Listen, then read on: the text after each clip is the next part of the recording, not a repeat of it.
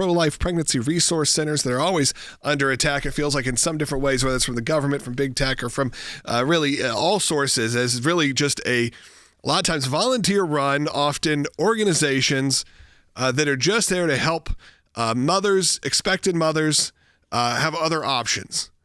And we've said that the whole time. You go there, a lot of times they're there to help you through pregnancy. A lot of times they are there to help you post-pregnancy. They'll have baby formula, or they'll have, days where you go and get clothes. They'll celebrate birthday parties, diaper days, all those kind of things that happen. And a lot of times people will try to convince you that the pro-life community and the pro-life cause, it ends after a baby is born. And it's just simply not the case. It's always this lie that I feel like just gets repeated over and over and over again. And it drives me crazy because it's just so not the hearts of the people that I've ever worked with. The heart's the exact opposite. If you're looking for a place to even have your baby and you want the baby to be adopted to a family, a lot of times I'll assist in that. There's so many different ways these pro-life pregnancy resource centers will help out mothers in need.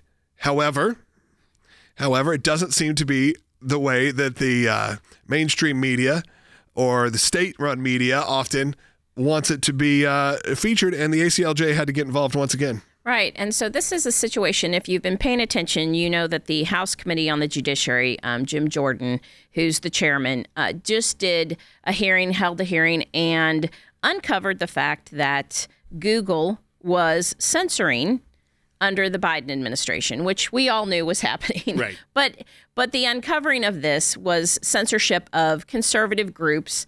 And Google has said, hey, we're going to stop doing that. We're going to put these people back on YouTube. We're going to kind of open this up. But what we did was we sent a letter to Jim Jordan and to the White House Religious Liberty Commission pointing out that don't think that this is a resolved issue, because I'm sure the Biden administration was not just coercing and coordinating with big tech on some conservative issues. Don't forget that PRCs, pregnancy resource centers, are always the biggest target. And we point out, because we have clients, we point out how they've been targeted, that the Google ads actually require PRCs to sign a certificate with disclaimers, which they do not do. Google does not require that for any other advertisement except pro-life advertisements.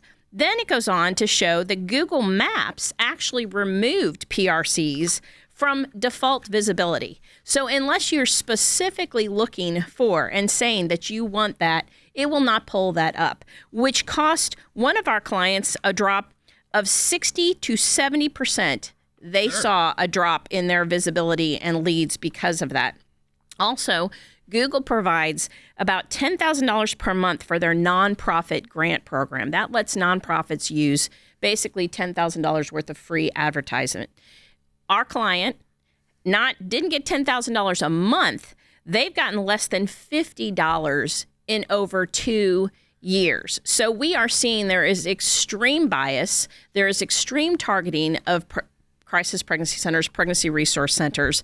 And we want to draw this again to the attention of the House Committee on the Judiciary to say, please don't forget about the PRCs. This is not done. There needs to be more investigation. You need to continue that, because there is something bad going on here. And we have no doubt that it's probably, that happened between the Biden administration and Google. Well, in Cece, when you know how much money the lobbies for a big abortion are, how much money they can spend, how much time and resources they can spend to lobby these groups and say this is what you need to be doing, as compared to the nonprofit, small, just salt of the earth people that run these PRCs, but they aren't big operations. They don't have a big lobby behind them to go and talk with decision makers or talk with big companies to say, hey, here's what's going on. Here's the truth about what we do. But that's where people like the ACLJ come in.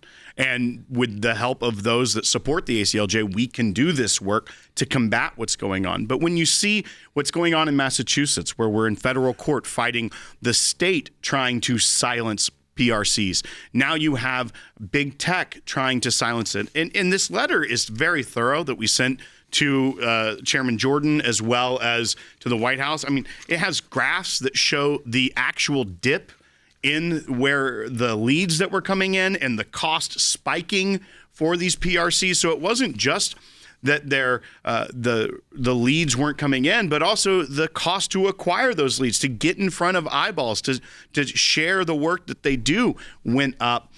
And that's why we have to fight this, and we have to go to not just Congress, but to the White House to uncover this. And we also know that the Judiciary Committee is wanting to speak with our attorneys, wanting to get to the bottom of this. They were receptive to this letter that we sent just last week. But we can't stop just with fighting a state here or going to Congress here. This is a very expansive portion of our work here at the ACLJ, because we know that they don't just go one place and try to shut it down.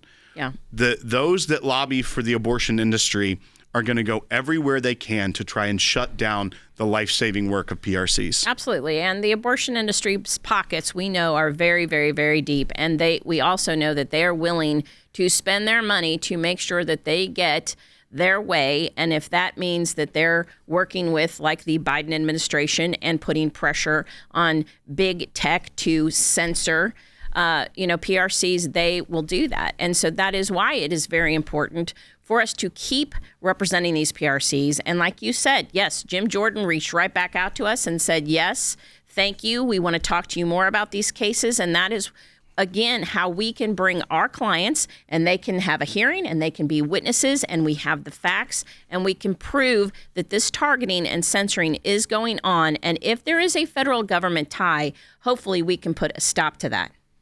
That's right. And look, the ACLJ is involved in all these cases. We're always involved in pregnancy resource centers. It's something that we spend a lot of time on because, again, we're not the pregnancy resource center, but a lot of times these groups do not have the money. They do not have the budgets to fight these cases, whether that's in court, whether that's civilly, whatever it needs to be. They often do not have that in their budget. I mean, we saw what happened here when you have just a plummeting of people coming in. Of course, you're going to have supporters. A lot of these are nonprofits and are supported by donors, and donors want to see that there are results. Of course, they want to see that they're giving money to something that's making a big impact. And when I ask you to support the work of the ACLJ, it's because that impact is large, and a lot of times it is because we can step up and help these organizations when they are in need.